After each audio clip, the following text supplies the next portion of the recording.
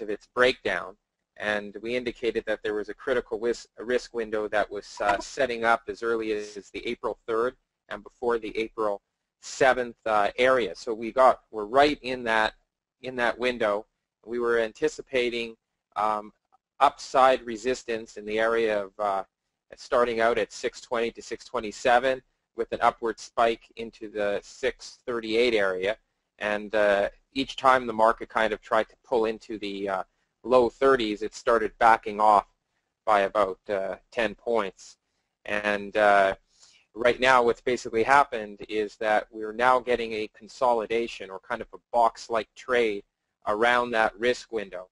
And you know, what's going to actually kick off the acceleration of the NASDAQ 100, given that Apple is a huge component of it, what you're going to see is that when Apple gets underneath the 615, 614 area, and precisely the best time for it to do it would be really anywhere starting like right now into basically you know, into the 9th, even up until the 10th, okay, and that would be like the trigger event. But from a trading point of view, it just, you know, it just makes sense, you know, trying to find, you know, either exit the market if you're long or find sell signals as the market rallies into resistance. Given that it's in that resistance area right now, it makes sense, you know, not to be going long, but rather to be looking at the short side of the market. And once we do get underneath this area right here where I have the cursor, then that's where you're going to see a breakdown of this pivot. Okay, and that pivot low is around 618. The previous high was around 632. The high today was 634. It retested again at 633. So the point is, it's having a very hard time actually, you know, moving up here. Where in the past we had some sharp acceleration, you know, out of the March 13th area, and you know, from then on, it's been, you know, up. And right now, we're kind of going more into a zonal kind of configuration, and that will precede a much more vicious drop. The first phase of the drop, once it gets underneath this area, is basically going to be coming down to the bottom of this area. 553 area would be kind of the first level. And the second level potential would be the next boundary out, which is around the 500, 510 area, because it rises gently into the future. And we're expecting the market, like the S&P 500, along with the NASDAQ and Apple, to be under a lot of selling pressure as we progress through April and May. And as you can see here, when I look forward into the future, all of the zero momentum points for people from different time horizons really don't project much higher than the highs that we have right now. So we're going to need a pullback before we could actually have an event where you could sustain another significant rally in Apple. Recently there's been some calls out there by some analysts that Apple has a target of 1,001. Stories like that usually are a sign of an interim top.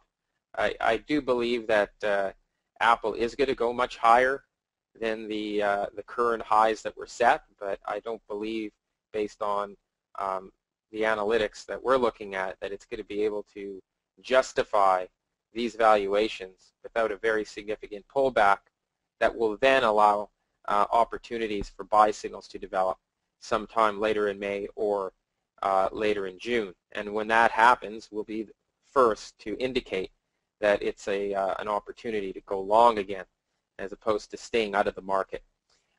In terms of the NASDAQ 100, it broke out of some key levels that we were eyeing this week. And I put out a few tweets on Naked Swan Trader on Twitter this week prior to the large sell-off that occurred before the Fed made an announcement that they might not be applying another quantitative easing episode in the markets. And when that hit the markets, the NASDAQ fell very hard yesterday. So we're just going to go over to the NASDAQ 100 futures chart, which is basically looking at what people are expecting to happen in the NASDAQ 100 stock market as we progress into the June period. And as you could see, I kind of marked up this chart a bit, but around the 2nd, I actually was already preparing the alert for the day prior to this breakdown that occurred on the 4th, that the market was spiking into resistance at this level, which is around the 27.94 area, this upper boundary bounding it, and that when price gets on the other side of it, which it did, and it would start accelerating. We got our first leg down on the 4th, so that was well anticipated. But this little reflex rally is a natural kind of rally that is normal in a developing down phase in the market, and we should find some extreme resistance between the highs that we made today and below the high that we actually made just before the 4th, around between 27.94 and 27.79. So somewhere in this area right over here along this red boundary should be the upper end of resistance, and the lower end of resistance should be this white boundary. And as I indicated in the past, boundaries that are sloped up indicate bearish potential, and you could see here this red boundary is sloped up all the way out into next week, and this white boundary starts sloping up into the 6th. So at best, if some news comes out, yeah, you pop it up into this red boundary and then it flips back down, and we then blow through these lows, okay? And when that happens, we're going to have a very powerful leg down, much, much lower in the NASDAQ 100. The first level on the way down is going to be the 26.95 area, so that'll be another 60 points lower than here, and then much lower lows expected. I don't actually expect a short-term buy signal to manifest itself in the market until this specific event happens. What we're going to need is we're going to need a lower low in the market, and what it's going to end up happening, it's going to cause this yellow boundary to start accelerating down. It won't be until this yellow boundary rises up again and comes above this blue boundary, and then price getting above both of them, that we could actually get another short-term buy signal. The problem with it is that even if we do get that buy signal after a much lower low here, that the upside is limited by this resistance that's sloping up. So what's going to end up happening is that we would just form a box around a consolidation from this high down to the much lower low that we're going to be making. And there's really no telling how low that low could actually go between now and the end of May, because it's a time phase in the market that is allowing this sell-off to take place. So the idea is you want to stay with the trend until there's actually a buy signal to allow you to take profit, or a long-term buy signal or intermediate-term buy signal that allows you to actually, be able to say, hey, it's now time to look at equities in the NASDAQ market, for which it's time to invest and expect a move that's going to be, long-lasting with very little tail risk on the downside. That is not the case right now. The down move we just saw yesterday is going to look very, very small compared to the down move that we're about to see over the month of developing in the month of April and May. The next market I would like to talk about, and I always like to complement the short-term bearish potential with an intermediate-term bullish outlook. What part of the world right now is indicating bullishness, it is really only one part of the world that's really standing out right now, and that part of the world is actually Brazil. So we're just going to go over to the Brazilian market, and it was an interesting market today. It's actually earlier today when the market started off rather strong on the downside. Brazil was actually rallying, and a while back we were indicating, based on our expectation, that Brazil, and which is an emerging nation, is going to be consuming more in terms of their own goods. So it's not only that they export commodities and agricultural commodities specifically, which I do believe, based on what we discussed in the past, is going to be the next very bullish intermediate and long-term phase in the market. And we'll be looking to really aggressively look for buying opportunities in that space once this downside correction in the overall S&P 500 and NASDAQ washes itself out into the early June area. And then after that, into September and December, the overall market has another potential upleg. And the key thing is you always want to be looking at equities or indices that were already undervalued before the overall markets started rolling over.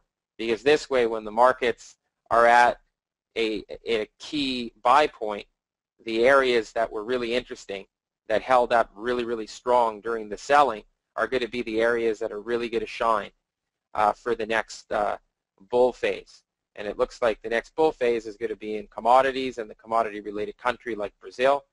Brazil basically has a very different structure than what I just showed you on the NASDAQ. Everything is almost inverted. You can see there's all kinds of boundary conditions here that are sloped down, and anything that's sloped down is bullish and acts as support. And you can see above us, we don't really have, like the red line like we had on the NASDAQ sloped up indefinitely into the future. We have these lines starting to slope down as we progress into the period where we expect the NASDAQ and S&P to bottom. And when that happens, there's going to be some great opportunities to go along in agricultural commodities and in the Brazilian ETF, which has the symbol EWZ. And right now, what you can see here is that the market today, the market in the U.S. actually went down in the morning. This market actually closed higher than where it opened, and it actually had a much larger spike than the overall equity markets did today. But the key thing is, one day doesn't make a market. But what is unique about this structure is that this low that was put in place back in October, we just recently broke out, and now we're just getting a pullback to support. So the key thing to look for is it's going to be to find a buy signal somewhere between this level of support, which currently is in the 62.30 area, and the extreme area where the lows were made were at 50.90. So currently the market's at 63, okay? And the next bullish phase up, once the market actually bottoms out, is likely to take us through these highs and initially into the 81 area, and in longer term above 90. The key thing to evaluate in terms of trying to trade a strong market in an overall weak U.S. equity market is that the rally that is likely to develop in the second half of the year is likely also to end in the United States at some point after December and in early January 2013. So whatever gains there are in the strong equities indices on buy signals that develop over the next couple months as we make new lows in the NASDAQ before a turnaround, basically you just want to let the profits ride on the strong indices like Brazil into September, December, and then once December comes, take profit. because even though Brazil has long-term legs to go up, there are still very strong market correlations between the Brazilian market and the U.S. equity markets, and especially if there's a very large and significant pullback in the U.S. equity markets after a summer rally, that will definitely chip away at the profits that are made, mid-year. So the idea would be let the market correct again and then try to reestablish buying opportunities in the Brazilian equities come May of next year. So the agenda is basically let the markets deflate a bit, especially in NASDAQ, Apple, S&P, going into the May period, evaluate high probability buy setups in the June period, of which Brazil is one of them, and agricultural commodities is another. And then basically at that point, ride the wave up as we break out. And then when September comes along, we want to evaluate to verify that the sell signal that we see in place coming up in December is still in place. Take profits at the end of the year and then reposition ourselves on the long side in the strong equities that perform best when the market rolls over again year end. That's the long-term game plan. And the short-term game plan is basically to watch out very, very closely next week and especially through May for more downside risk in the NASDAQ, and to sell rallies that jump to new highs on positive news. They will likely be met with very little volume and very little conviction. There are very few retail traders in the market these days. Even the institutional players these days are mainly involved in exchange-traded funds. They're not really focusing too much on specific securities. That lowers the liquidity, and it provides air pockets in the market when negative news starts coming in. So that is pretty much the outlook for those markets. I'd like to just go back and just maybe just touch on gold this week. As we indicated in the past, over the long term, we want to be short gold. We want to be long silver. That's not because we believe gold and silver, it's not because we believe gold is going to crash and that silver is going to go to the moon. It's because the analytics framework that I'm following here is actually seeing right now that the spread between silver outperforming gold over the intermediate to long term is going to continue to expand. Okay? Now, while market corrections take place, a lot of times everything moves together, but you should really be focusing on seeing what happens to silver and gold as we go through another up phase in the market, because that will really give the indication of how those spreads are behaving. So I'm going to just go to the gold chart right now and just load it up. And we're going to the continuous contract, the June contract on gold futures. And basically what you can see here is that, as we indicated in the past, we had a nice run up, and then recently we're just starting to break down. Okay, so we're likely going to see more downside in gold, okay, to wash out a lot of those individuals that believe that gold is going to the moon. It might be going there, but markets don't necessarily go to the moon overnight. Okay, so right now, this down phase in gold that occurred yesterday, it made a high yesterday of 1649 and a close at 1614. So that was a pretty strong down move. It did it with 201,938 contracts on the downside, compared to the previous low that came down with 279,000 contracts. So there was a little bit less volume on this push down. However, you can't only compare this volume to this low. You have to compare it to the most recent low. The most recent low was this low over here, which only had volume of 175,000 contracts. So technically, the volume is expanding. More importantly, there's something in in the futures market, which doesn't exist in the equity market, called open interest, and that really represents how many outstanding contracts there are between people that are long and people that are short the market. Okay, and each of those things offset each other. So, once they close their positions. So, basically, the open interest has built to 235,622 contracts as of yesterday's close. When we made this prior low, we had open interest of 177,000. So what it's saying is there's more open interest in the market as the market is moving further south.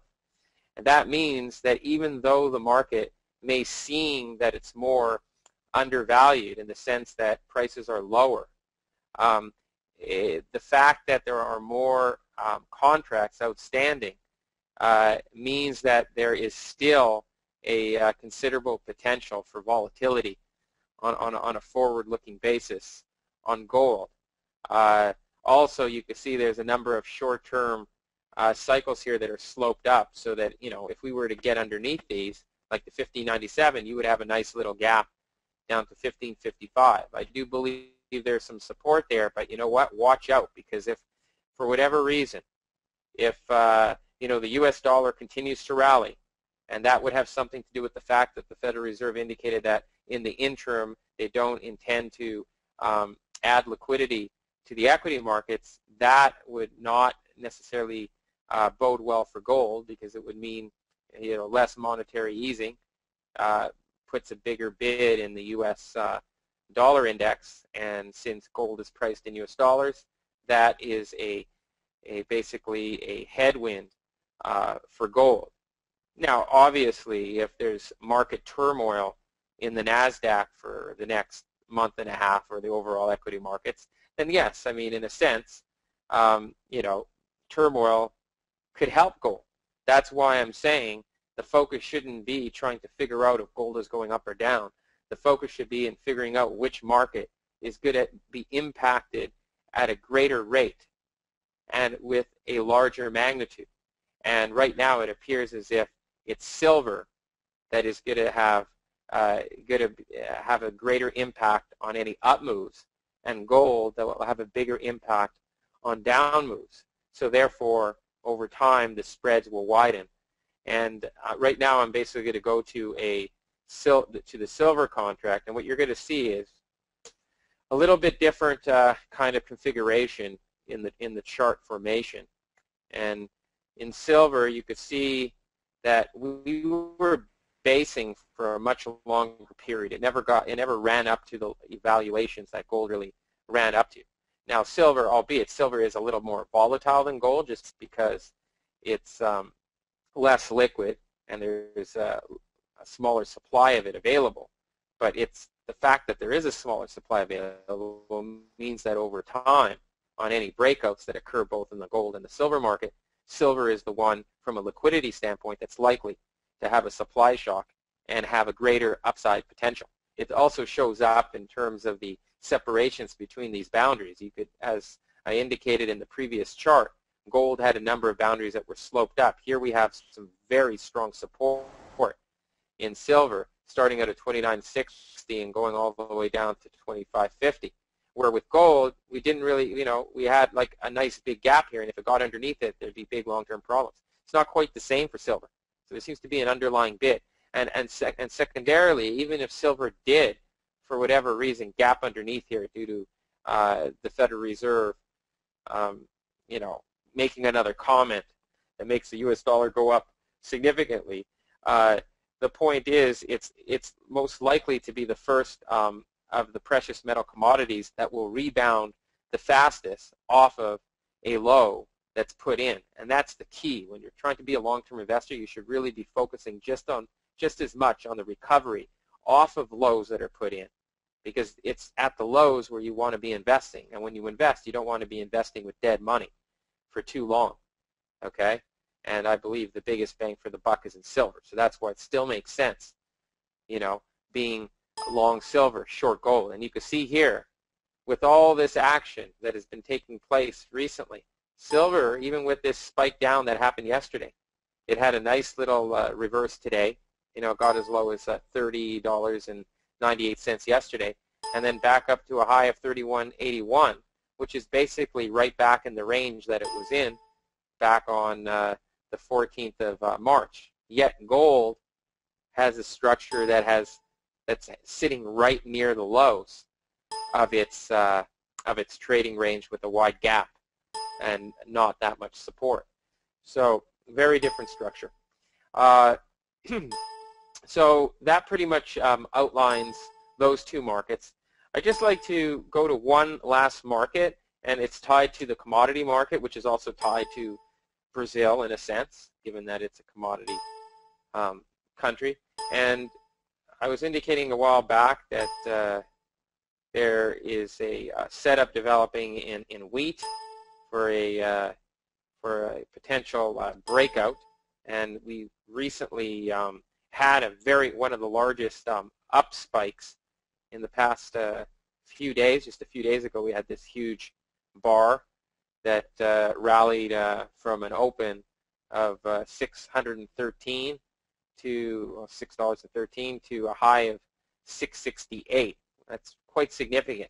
Now, from a trader's point of view or an investor's point of view, basically until the market actually gets above 701, it's not going to go ballistic. At that point, it would go ballistic. So basically what it means is if it gets above 701, you want to be buying this market on pullbacks.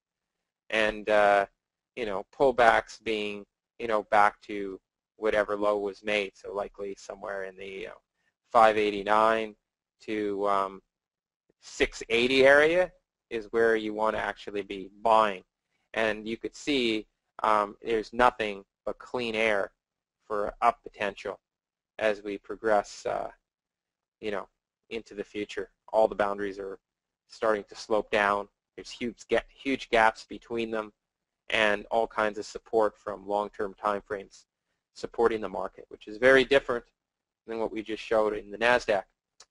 So that pretty much completes the analysis for this week, and I'd like to now open it up for any questions anyone may have. Efrem, real quick, you've covered about 5 markets here. Going back to Apple, would that be the one primarily that you would focus on this coming week? The Apple and the NASDAQ, is that the Apple? Yes. Is that going to be the trigger that's going to launch this this correction you're talking about? Yes. Yeah, it's going to be Apple is going to be the headline news story that will launch the correction.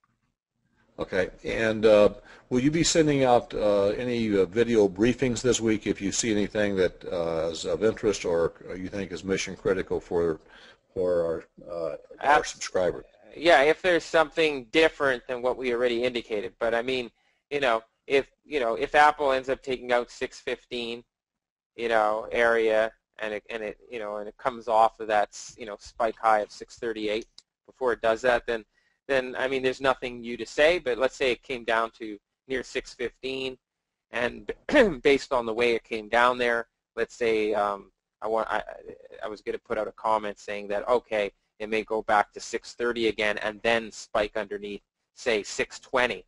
Then I would put an update just to indicate that hey, we don't need to break 615, we only need to go below 620. But if it just breaks 615, that's enough to send the market lower. The market wants to go lower anyways. The NASDAQ's in a sell signal, so it really doesn't even matter if Apple breaks 615 for NASDAQ to go down. It just happens to be that having Apple break down, because it's in that risk window as we progress through April and May, that breakdown is going to accelerate the down move in the NASDAQ in a very large way. So, and it's going to pronounce the damage that's going to be done to people that got too bullish at the highs. Okay, very good. Any other questions before we wrap up today from our audience? Just real quick. Looks like you were very comprehensive, Efrem, and thorough in your coverage here. It looks like everybody's tracking you very well. So, looks like that'll be it. We can wrap it up.